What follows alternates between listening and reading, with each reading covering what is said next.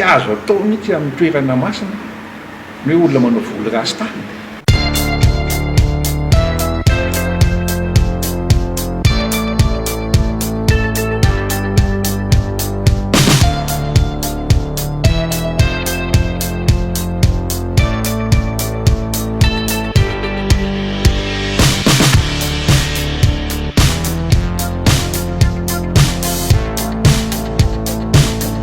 Misy doany ao akazo malaza ao a izay mitondra ny anarany hoe dadabe andrenam-ponimerina mihitsy mova i andrenam-ponimerina tsy merina ka raha ny tantara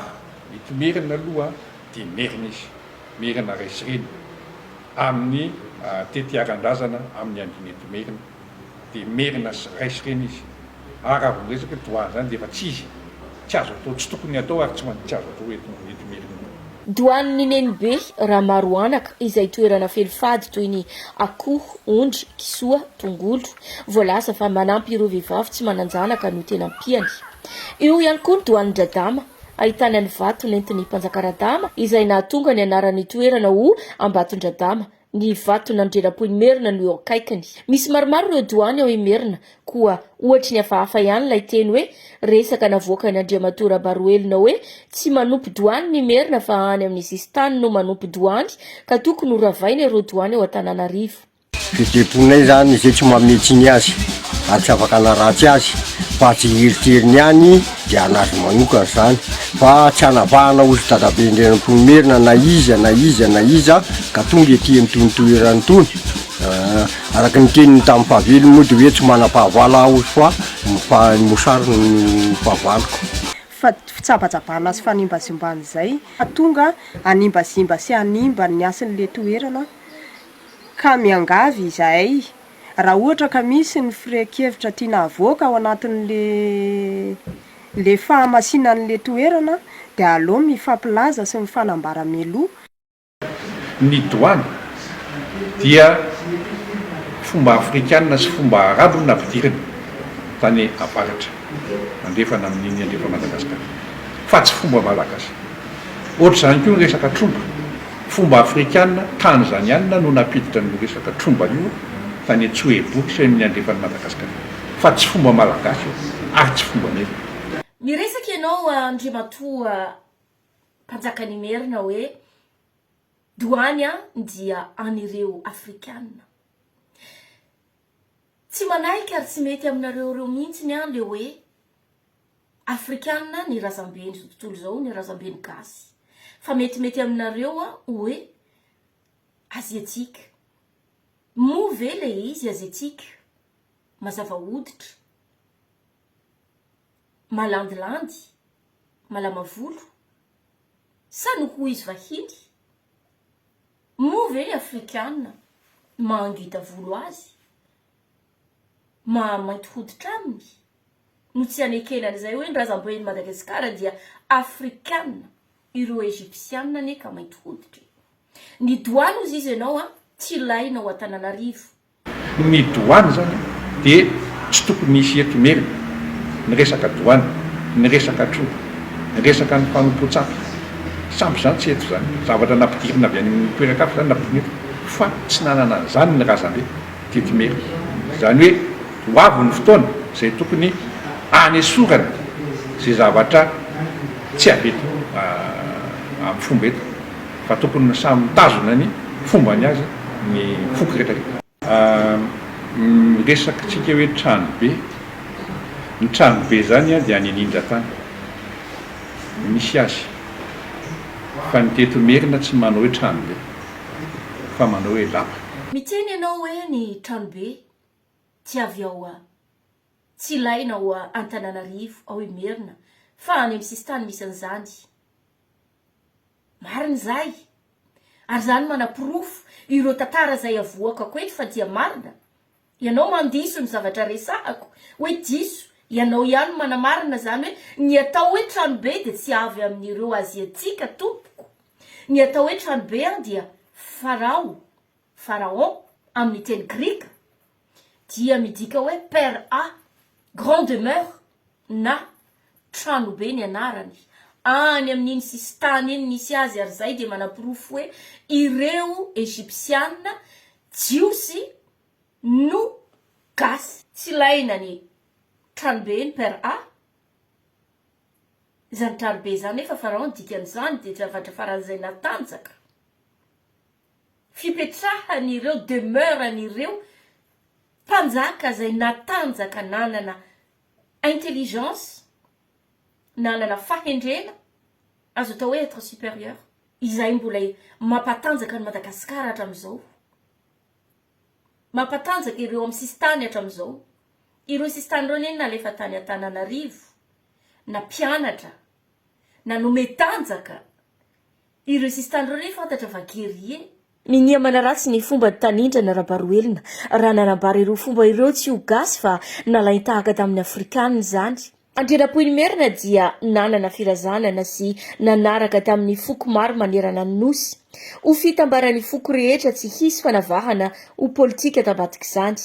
Fadrombana fahefana ihany koa satria fahiny ankoatra ny fifaninanana dia fomba iray entina mifehy foko na fanjakana iray ny fakana vady. Ankoatra izany naka tandapa avy amin'ny foko manodidina iaray tondra ny tany sy ny fanjakana iandrian'Poiny merina isan'izany ny Sakalava sy ny Betsileo ary ny Antemoro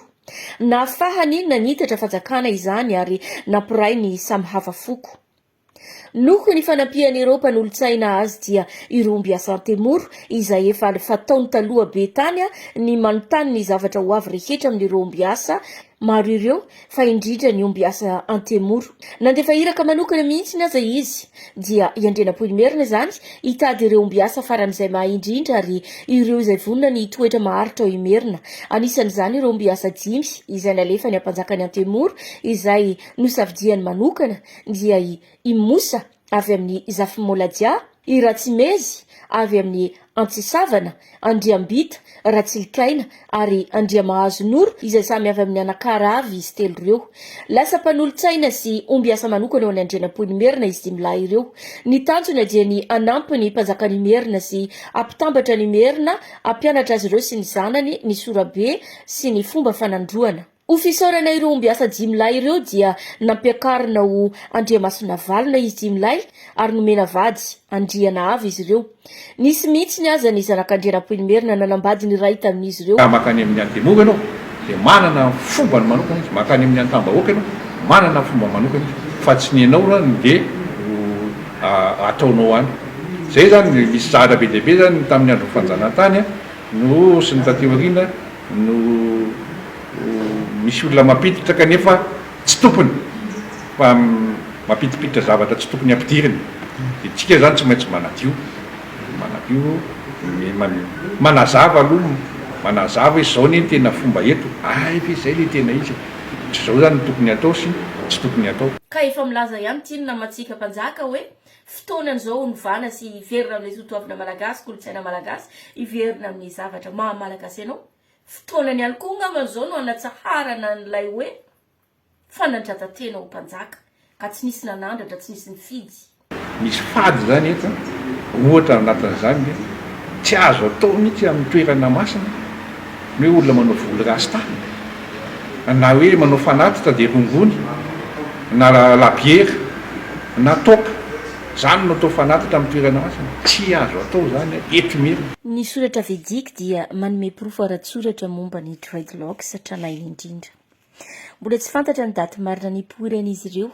fa nanomboka tamin'ny 510 ka hatramin'ny 510 talohan'i Jesosy Kristy no efa nahitana soratra mikasika ireo dreadlocks ireo na randrana. Ny Andriamanitra Shiva sy ny mpanarady azy dia nofaritana ho Jata ao amin'ny soratra masina. Izany dia midika hoe volo miodikodina izay azo inoana fa avy amin'ny teny dravideana ka tay midika hoe volo miolakolana na volo miodina. Anisan'ny kolontsaina meksikana ihany koa ny dreadlocks. Ao amin'ny filazalazana momba ny fombafomba Azteka, i William Hicklins Prescott mpahay-tantara dia niresaka momba ny mpirehetra tamin'ny civilisation Azteka. Mponina Mesoamerikanina ny afovoan'ny Meksika tamin'ny taona 1410 fa 510 ary 540 izay nirandrana volo na nanana dreadlocks. ao anaty baiboly indray any dia nahitana ny samson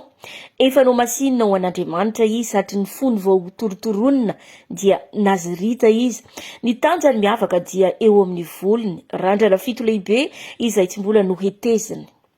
amin'ny fombafomba jiosy dia tranga manokana momba ny naziria amin'ny fivavahana jiosy dia olona natokana ao an'andriamanitra tamin'ny voady vonjimaika tany amboalohany noho izany dia nasaina tsy hisotro zava-pisotro anatona razana na faty betsaka ny zavatra misy eo Madagasikara betsaka ny zavatra diso eo Madagasikara betsaka ny tantara ovaina hatrizay ka hatramin'izao usurpation, falsification d'histoire et d'identité. Iza no nanandratra anao ho mpanjaka. Rehefa iverina tonga eo amin'ny kion-dalana tantaram-pirenentsika iverina na ny fanjakana merina verina ny fanjakana Andriana dia ny lapa ao anatin'ny lapan'Andriana no hitondrana ny tany ao manjaka miata tsika rehetrarehetra iverina amin'ny fanajana ny hasina sy ny sotoavana fomba mampanao etimerina ary ho an'ny vahoaka malagasy tsika rehetrarehetra tonga ny fotoana iverenantsika ankatoa an'Andriamanitra andehananahary zanahary ranahary ranahary dia fanajana ny mpanjaka mpanjaka ny renony manerana ny nosy fanajana ny zokiolona fanajana ny olo-dehibe fanajana ny tanora fahamarinana satria ny fahamarinana manandratra ny firenena ary ny fitiavan-tanindrazana sy ny firaisa-pirenena anisan'ny mitazona ny tena fomba merina dia reo taranaka pisorona any amin'ny merina Andriana merina izay any amin'ny faritra Andramasina Ambomialana misy pisorona be ao misy pisorona ao misy mpaminany ao misy mpiantso ao misy olobe ao izay Andriana merina raisireny mivavaka amin'Andriananahary rery any tsy mivavaka amin'ny doany tsy mivavaka amin'ny trompo tsy mivavaka amin'ny razana tsy manompo sampy zany ny tena fomba merina fa le trano be resahana atao resahana anekaikaiky ambanimbany Ambomanga any dia tsy ao anatin'ny fomba merina tsy fanao manao trano be amin'ny toerana iva zavatra tsy nisy io fa miforonina taty aoriana ary tsy tokony isy ary tokony horavana tsy maintsy ny fotoana andravana zay zavatra tsy anaty kolotsaina merina eto mifanetsika kehitriny ireo milaza ho taranak'Andriana sy mpandova fanjakana eto merina isan'izany ny anteny merina andriany merina misy ora samihafa sy samy manana ny andriambeny ary misy mitonona ho fisandroana saranga ny filazana fa mpanjakan'ny merina na filohan'ny mpanjaka manerina nosy izy ireo noho tsy fisian-tsoratra manamarina izany